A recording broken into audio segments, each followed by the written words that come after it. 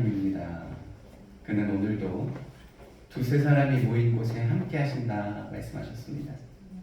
그분은 사랑하는 자녀들이 예배할 때 기뻐하시고 우리가 전심을 다해서 하나님을 앙망하며 그에게 집중하며 그를 송축할 때 복 주시기를 기뻐하시는 하나님이십니다.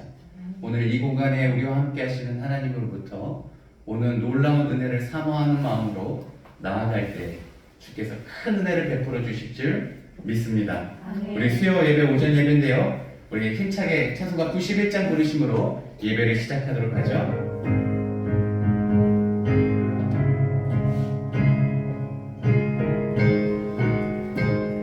슬픈 마음 있는 사람, 슬픈 마음 있는 사람, 예수 이름 믿으면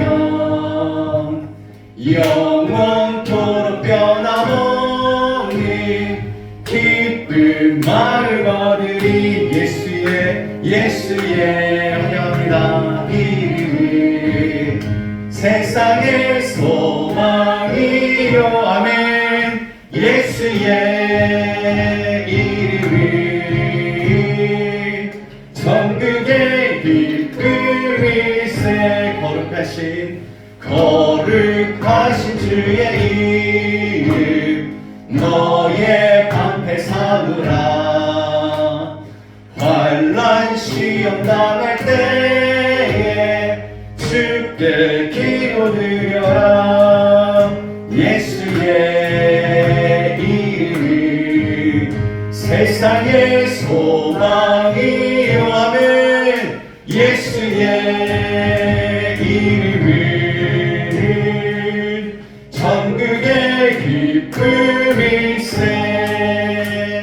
존귀하신 그의 이름 우리 기쁨되도다.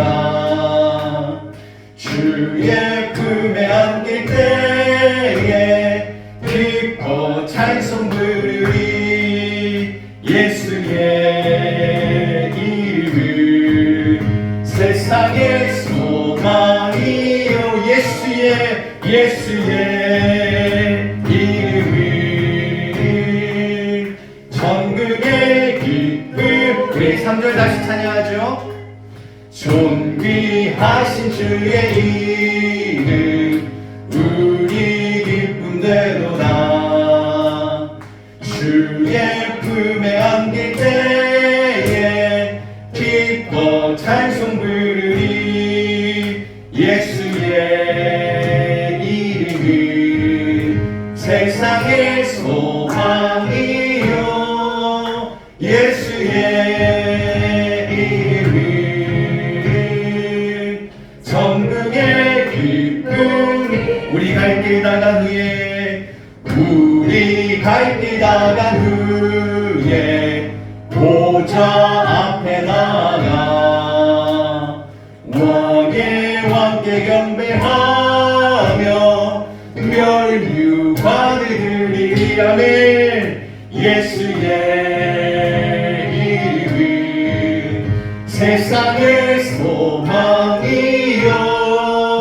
예수의 이름은 천국의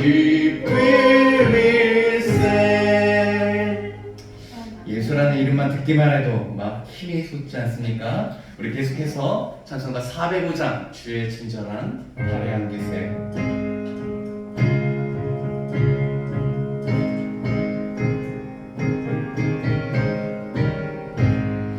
주의 친절한 발에 안기세. 우리 마음이 평안하리니 항상 기쁘고 복이 되겠네.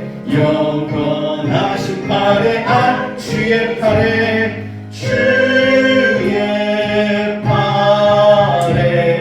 그 크신 팔에 안기세. 주의 팔에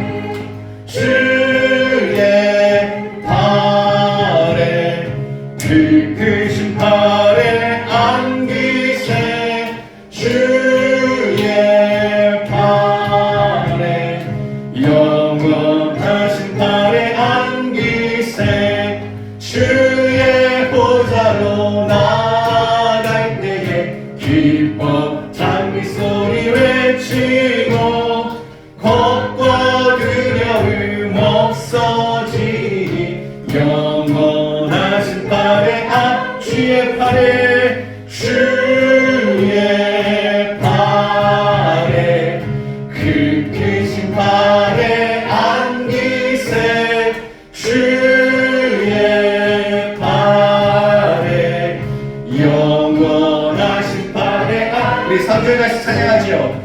주의 보좌로 나갈 때에 기뻐 장미 소리 외치고 겁과 두려움 없어지니 영원하신 팔에 주의 팔에 주의 팔에 그 크신 팔에 안기세 주의 팔에 영원하신 팔에 주의 팔에 그 크신 팔에 주의 팔에 그 크신 팔에 안기세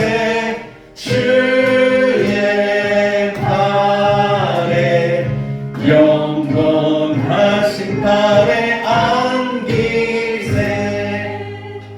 제가 주일학교 설교하는 거 되게 좋아하는데요.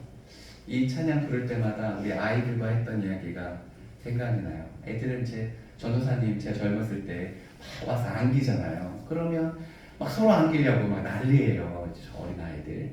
그러면 두 사람, 세 사람, 네 사람 안으면 그냥 다예요. 주일학교 애들에게 그렇게 안아주고 시작할 때 설교하는 거죠. 얘들아, 전도사님은 팔이 짧아서 너희들 네 다섯 명 안아주면 다 안 돼. 우리 예수님은 팔이 길고 품이 넓어서 여기는 너희 아들을 다 안아줄 수 있단다. 뿐만 아니라 이 세상에 있는 누구든지 주께로 오면 다 안아줄 수 있단다 라는 설교를 제가 했지만 제가 설교하면서 제가 감동을 받고 참 우리 예수님은 참 좋으신 분이시다, 풍성하신 분이시다, 그 생각이 계속 납니다. 우리 계속해서 성령에 관한 찬양 함께 하도록 하죠. 191장 내가 매일 기쁘게.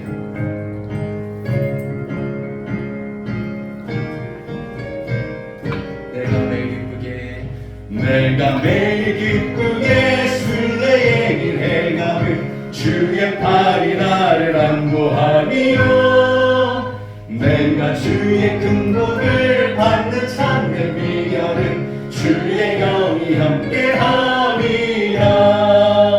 성령이 계시네 할렐루야 함께하시네. 좁은 길을 걸으며 밤낮 기뻐하는 것 주의 영이 함께하리라.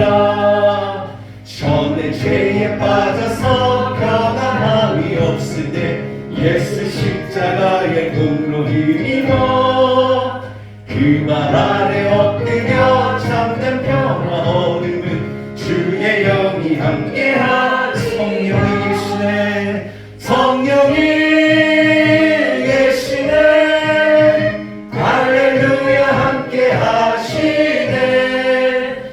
좁은 길을 걸으며 밤낮 기뻐하는 것 주의 영이 함께함이라. 나와 동행하시고 모든 염려하시니 나는 숲의 새와 같이 기쁘다. 내가 기쁜 마음으로 주의 뜻을 행함은 주의 영이 함께하니라. 성령이 계시네 할렐루야 함께하시네. 좁은 길을 걸으며 밤낮 기뻐하는 것 주의 영이 함께하니. 3절 다시 찬양하지요. 나와 동행하시고 모든 염려하시니 나는 숲의 새와 같이 기쁘다. 아멘. 내가 기쁜 마음으로 주의 뜻을 행함은 주의 영이 함께하니. 성령이 계시네 성령이 계시네 할렐루야 함께하시네. 좁은 길을 걸어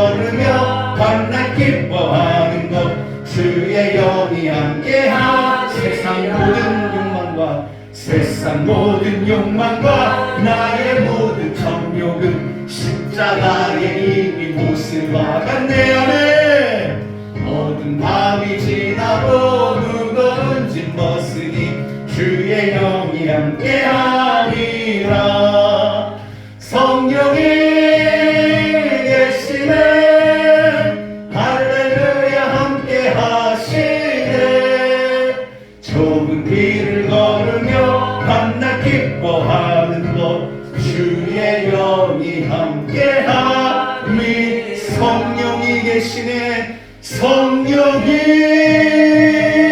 계시네 할렐루야 함께하시네. 좁은 길을 걸으며 밤낮 기뻐하는 것 주의 영이 함께하리라.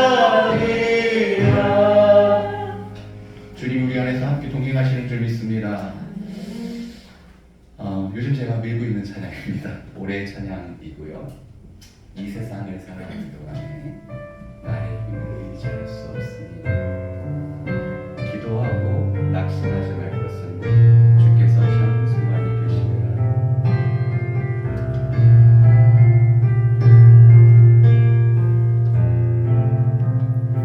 이 세상을 살아가는 동안에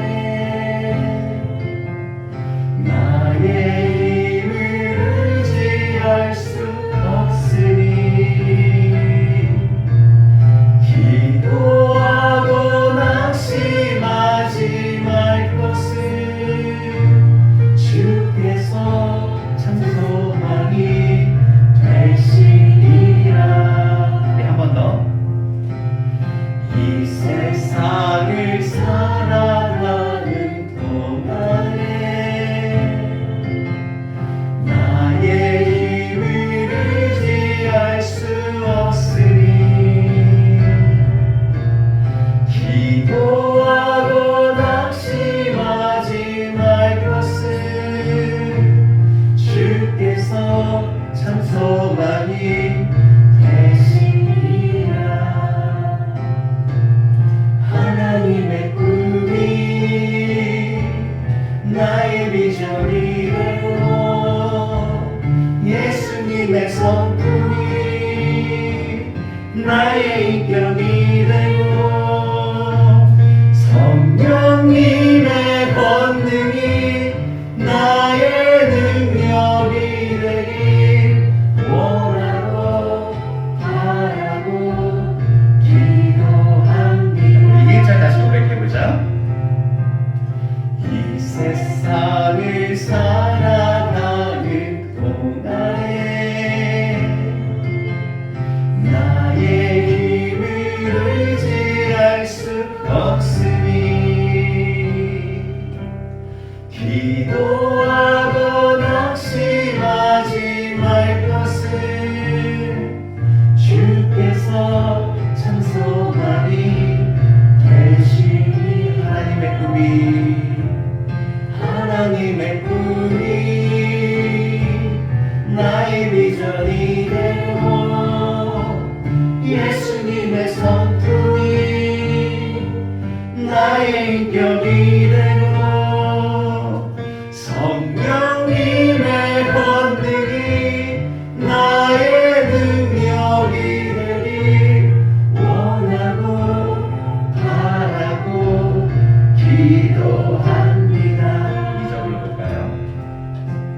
주의 길을 걸어가는 동안에 세상의 것 의지할 수 없으니 감사하고 낙심하지 말 것은 주께서 참 기쁨이 되시니라. 하나님의 꿈이 나의 비전이 되고 예수님의 성품이 나의 인격이 되고 성령님의 권능이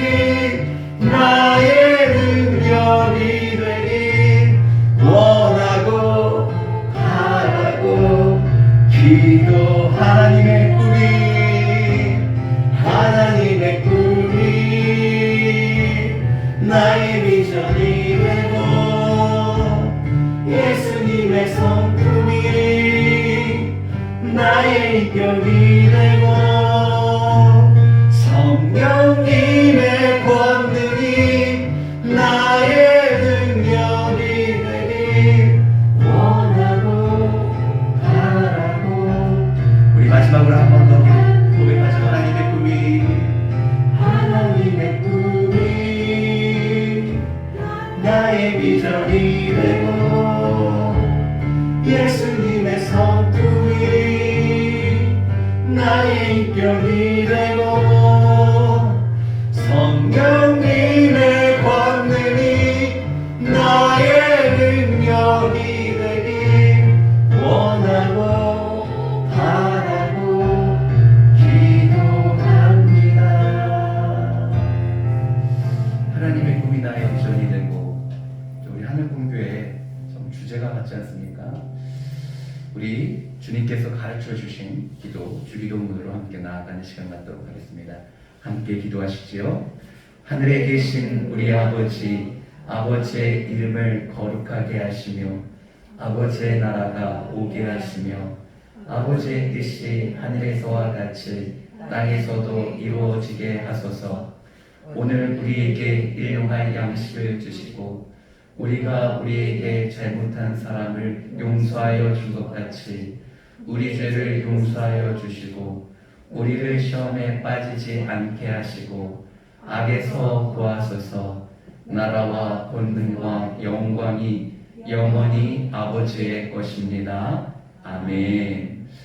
감사합니다. 오늘 하나님 말씀 보도록 하죠. 함께 나누실 말씀은 요한복음 15장 말씀입니다. 신약성경, 하나님의 말씀 신약성경 요한복음 15장 1절부터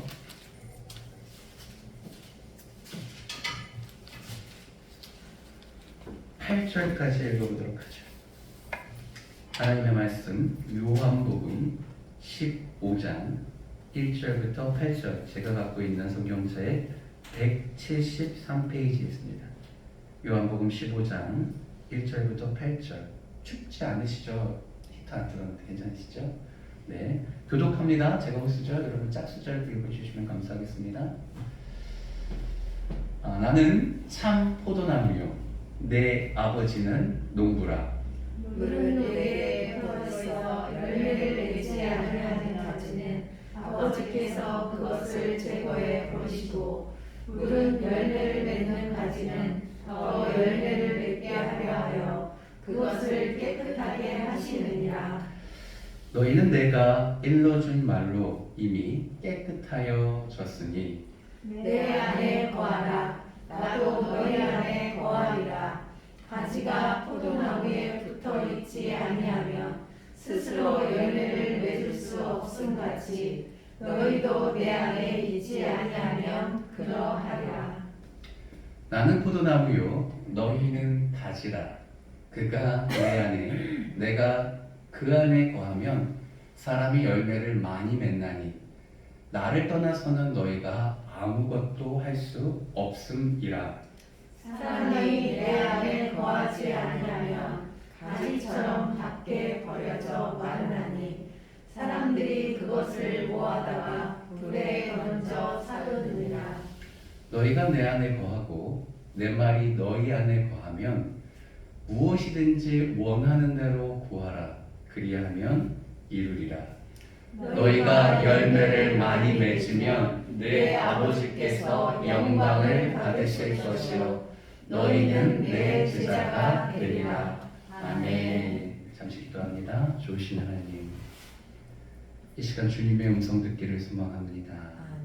사람의 소리가 아닌 하나님의 음성으로 들리는 놀라운 역사가 있게 하여 주시옵소서.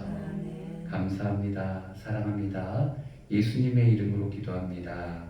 아멘. 허드슨 테일러는 이분은 1800년대를 사신 분이십니다. 중국 선교의 아버지라고 불리시지요. 그가 많은 사람들이 중국, 아시아 하면 그 당시 서구에서는 중국을 제일 먼저 떠올렸고 중국 선교에 불을 붙였습니다. 그래서 많은 사람들이 배를 타고 대서양 태평양을 넘어와서 선교 활동을 했습니다. 대부분 이제 항구 중심으로 선교 활동을 하죠. 그러다가 허든스 테일러가 이렇게 하나님의 부르심을 받고 중국에 가게 됩니다. 많은 사람들이 이 항구 중심으로 선교하는데 그는 선교 조직을 짜고 내륙으로 들어가기 시작하죠. 근데 생각한 것보다 중국은 넓었고 사람이 많았고 그 다음에 생각지 못한 험난한 일들이 생기기 시작합니다. 1850년대부터 선교를 시작하게 되는데요. 선교를 한참 이렇게 내륙으로 들어가다가 그가 이제 여러 가지 상황 속에서 낙담하는 일이 생기게 되죠. 그 당시 멕시코 선교사였던 친구가 한편에 편지를 보내옵니다. 자기가 기도하는데 허드슨 테일러 선교사님이 생각났다는 거예요. 그리고 하나님께서 내게 이 말씀을 주셨다는 거예요. 요한복음 15장 말씀을 선교사님 읽어보세요 라고 해서 오늘 말씀을 읽겠습니다. 1절에 뭐라고 적혀 있습니까? 나는 참 포도나무요 내 아버지는 농부라. 그리고 또 이렇게 말합니다. 15장 5절입니다. 함께 읽죠. 시작. 나는 포도나무요 너희는 가지라. 그가 내 안에 내가 그 안에 거하면 사람이 열매를 많이 맺나니 나를 떠나서는 너희가 아무것도 할 수 없습니다. 이 말씀이 마음에 박혔습니다. 나는 포도나무요. 예수님의 말씀이죠. 너희는 가지라.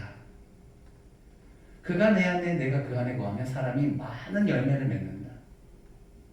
삶을 바쳐서 중국에 헌신했는데 열매가 보이지 않으니 얼마나 답답했겠습니까? 내륙으로 들어가면 들어갈수록 많은 영혼이 있는데 여러 가지 난관에 부딪히면서 할 수 없다 자포자기하고 있을 때 친구 선교사님이 기도 가운데 감동을 받은 그 말씀을 다시 한번 읽으니 내가 사역하는 것이 아니라 예수님이 하는 거구나. 나는 주님에게 붙어 있으면 되는구나.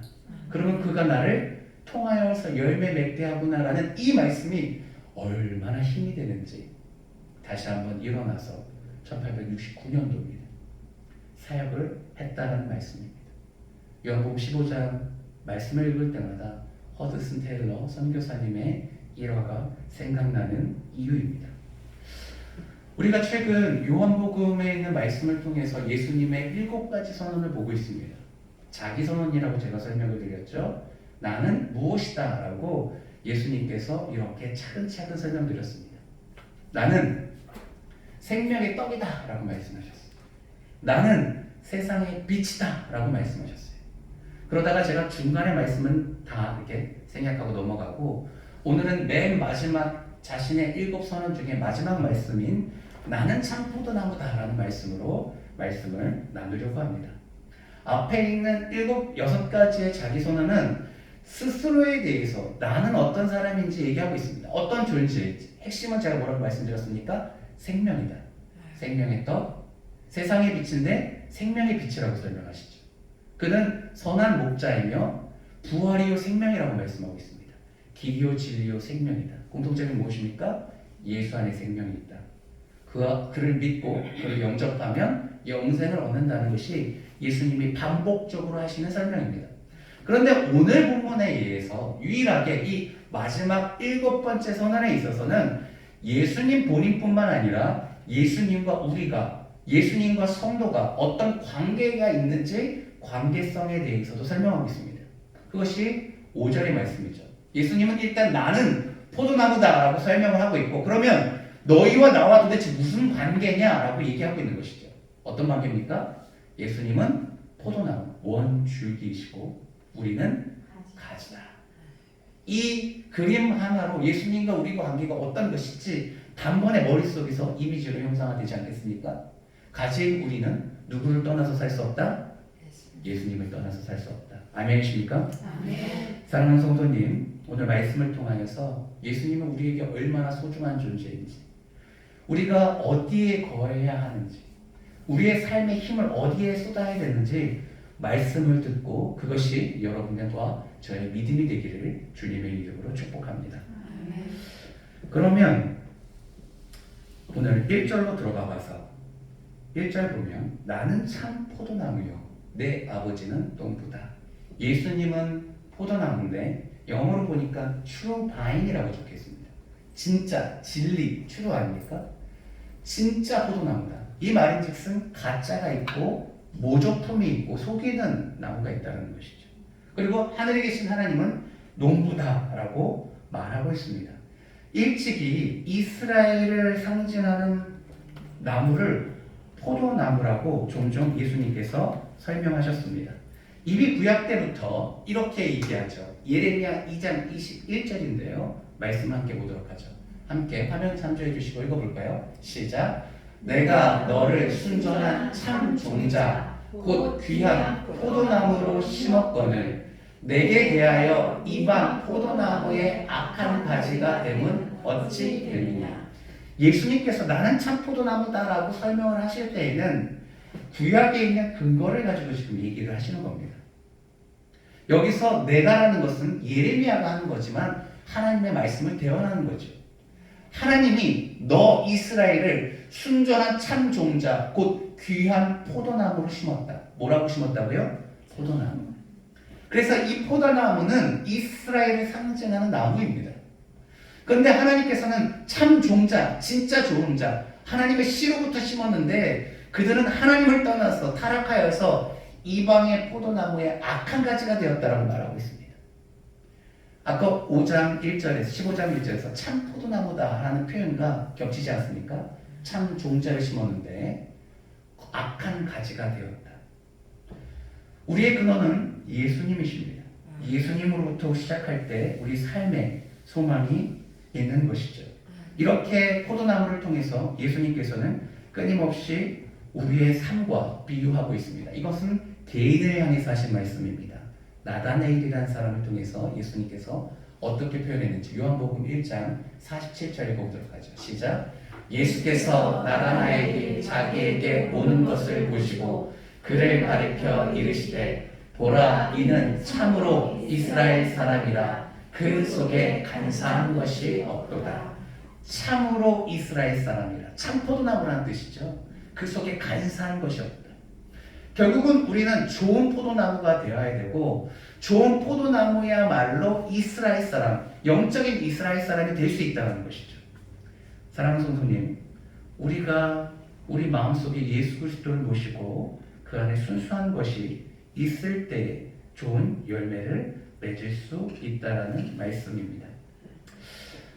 오늘의 말씀을 통해서 우리가 몇 가지 살펴보려고 하는데요. 첫 번째, 이 본문을 통해서 우리에게 말하는 것은 열매를 맺어야 된다는 겁니다. 포도나무의 핵심은 무엇이다? 열매를 맺는 것이다. 2절 한번 읽어보도록 하겠습니다. 함께 1절 시작.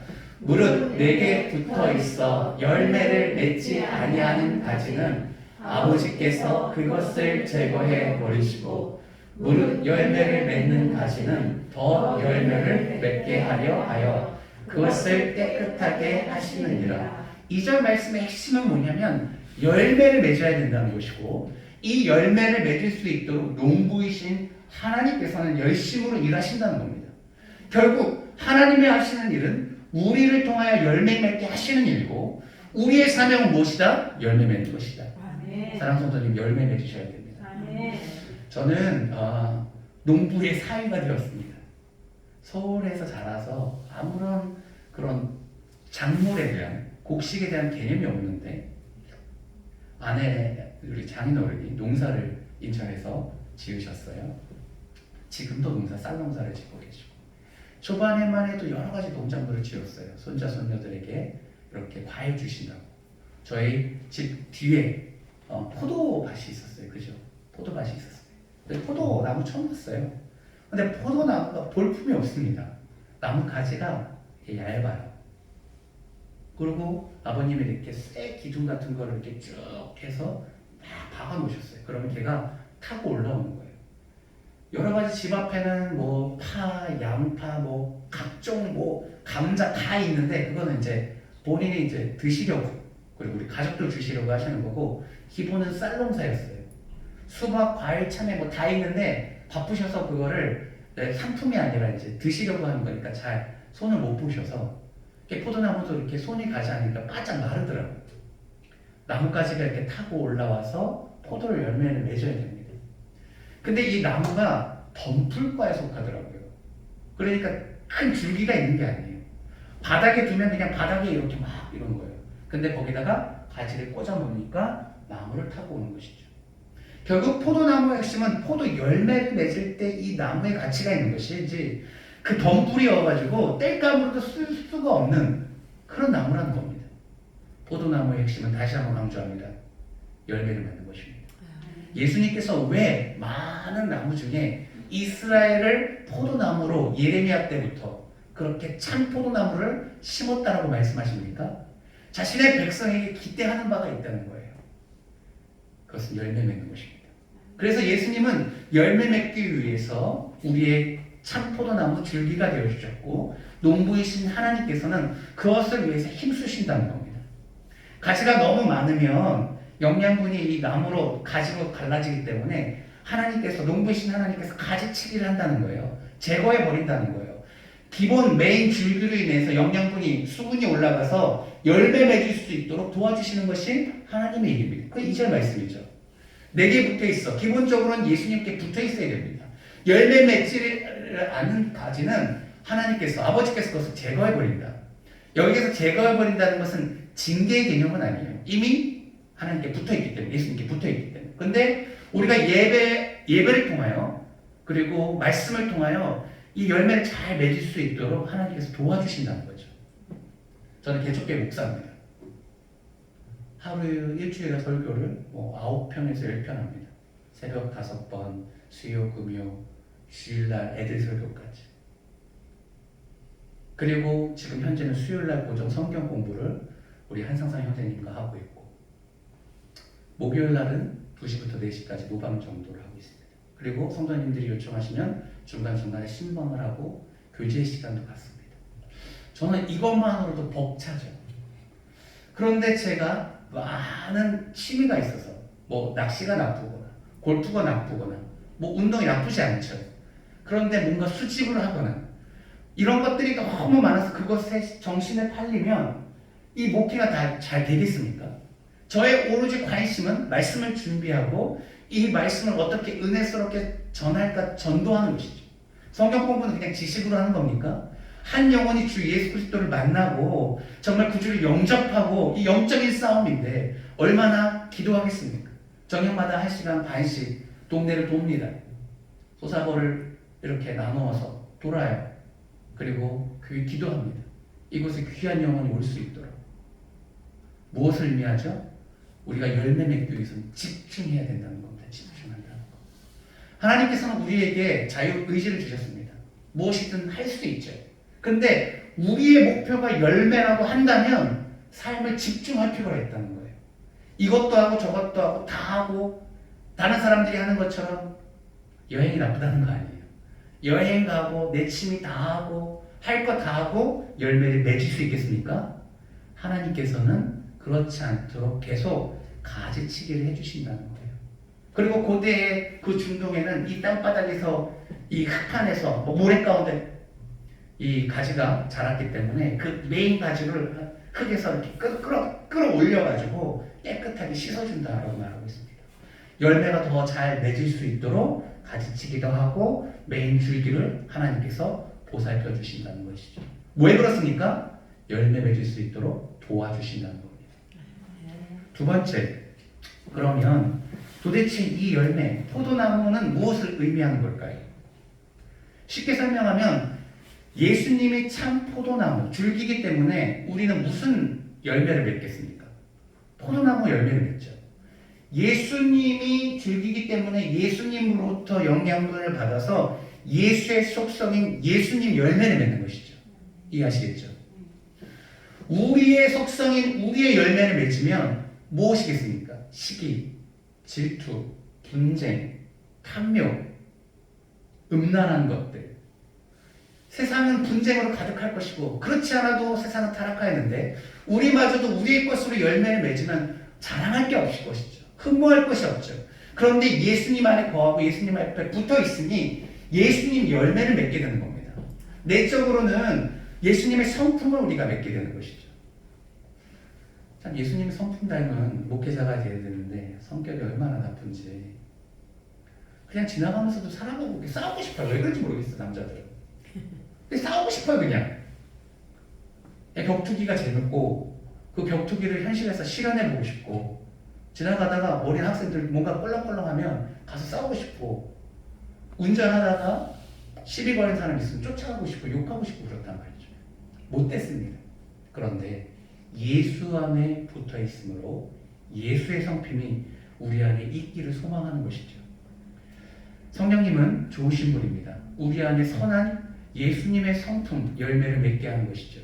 갈라디아서 5장 22절에서는 성령의 열매에 대해서 이렇게 얘기하고 있습니다. 함께 읽어보죠. 시작. 오직 성령의 열매는 사랑과 희락과 화평과 오래 참음과 자비와 양성과 충성과 온유와 절제니 이 같은 것을 금지할 것이 없느니라. 아까 원하고 바라고 기도하면 이 찬양이 너무 좋아요. 하나님의 꿈이 나의 비전이 되고 예수님의 성품이 나의 인격이 되고 예수로 인하여서 성령의 열매를 맺으면 이 좋은 것들이 우리 안에 풍성하게 되고 이런 성품을 갖고 있으면 아내가 얼마나 행복하고 우리 자녀가 얼마나 행복하고 성도들이 얼마나 기쁘겠습니까? 예수님은 좋으신 분입니다. 그와 함께할 때 우리 안에 놀라운 열매가 맺히는 것이죠. 이것은 내적인 열매고 그럼 외적인 열매는 무엇이냐? 하나님께서 우리에게 맡겨주신 사명이 있다는 겁니다. 안녕합니다. 어서 오세요. 네, 잘 오셨습니다. 늦게라도 잘 오셨습니다. 하나님께서 우리에게 사명을 주셨어요. 그래서 우리가 삶을 살아가면서 우리 주변에게 미치는 영향력이에요. 나로 인해 내 남편이 바뀌고 나로 인해 내 자녀가 바뀌고 나로 인해 부모님이 바뀌고 나로 인해 이웃이 바뀌고 나로 인해 하나님 앞에 그를 인도하여서 예배하게 되고 예배를 소개했더니 예배를 통해서 예수님을 만나게 되고 그래서 귀한 영혼이 구원받게 되는 것이죠. 그건 우리가 할 수 없으나 성령님의 권능이 나의 힘이 되기를 기도하고 원하고 바라고 기도합니다. 얼마나 아름다운 찬양입니까? 사랑하는 성도님, 하나님은 우리에게 열매 맺기를 원하십니다. 그런데 그 열매는 어떤 열매냐? 예수의 열매인 것이죠. 내적으로는 성령의 열매를 맺는 것이고 외적으로는 예수 그리스도의 사명을 통하여 우리의 주변을 바꾸는 특히 영혼을 구원하고 영혼의 생명은 섬기는 놀라운 열매를 우리 안에 맺기를 원하십니다. 그러면 이 열매를 맺으려면 과연 어떻게 해야 되는지 예수님께서는 참 친절한 분이시죠. 설명을 해주시고 계십니다. 우리 4절, 5절 읽어보도록 하겠습니다. 일단 먼저 4절 읽죠. 함께 있습니다. 시작. 내 안에 거하라. 나도 너희 안에 거하리라. 가지가 포도나무에 붙어있지 아니하면 스스로 열매를 맺을 수 없음 같이 너희도 내 안에 있지 아니하면 그러하리라. 이 열매를 맺는 방법은 간단합니다. 예수님 안에 거하는 겁니다. 하나님 앞에 영광 돌리기 위해서 우리의 삶이 규모 있고 절제하고